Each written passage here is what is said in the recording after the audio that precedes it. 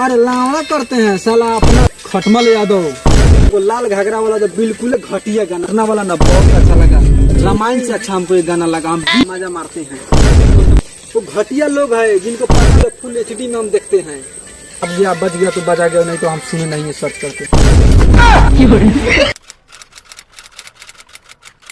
नमस्कार, जैसे कि हम आप लोगों से बोले थे कि लाल घाघरा और देवरा ढूंढी चटना बाग, इन दोनों गानों का रिव्यू जाकर मैं दर्शकों के बीच करूंगा। तो यहाँ पे एक दर्शक दिखाई दिए हैं जो भोजपुरी गानों के काफी प्रेमी लग रहे हैं, तो उनसे चलकर मैं कुछ बात करूंगा। आप लोग लग रही है वीडियो पर। तो आपका नाम क्या है? खटमल यादव। आप क्या करते हैं? अरे लावड़ा करते हैं साला अपना खुद का बिजनेस है, मालिक है। और वो सब तो ठीक है। आप बताइए कि जो लाल घाघरा सॉन्ग आया है और ये जो आप गाना सुन रहे थे देवरा ढूंढी चटना का, इन दोनों गानों में आपको कौन अच्छा लगता है?